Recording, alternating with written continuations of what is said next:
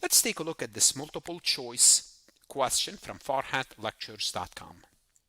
An S corporation uses a calendar tax year ending December 31st, year X1. The corporation did not request an extension. Great.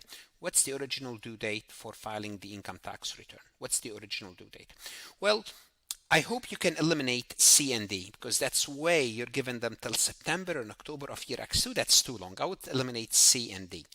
Now we're between March 15th and April 15th. If you don't read the question carefully, and in your mind we always assume April 15th is the due date, you might select April the 15th, but that's incorrect. Remember, S corporation is a pass-through entity, and a pass-through entity would follow 2.5 months after the year end, or the half of the third month. So the due date is March the 15th. Now here's what I want to tell you about this. Remember this grid that we started with. It's something you need to be familiar with. And remember, C Corp June 30th, basically this rule is gone. Just make sure you know this. We talked about it in the recording.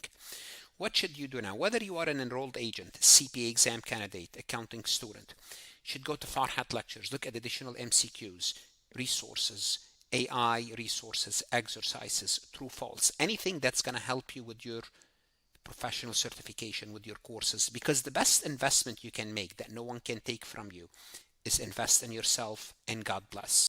Want to see more CPA exam multiple choice questions solved step by step?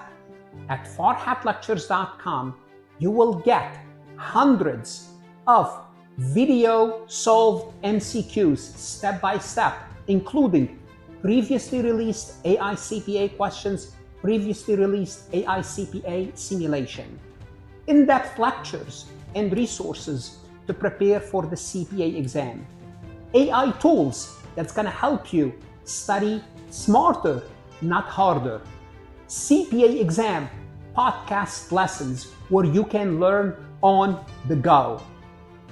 And also you will get the personal guidance of support of Farhat and his team.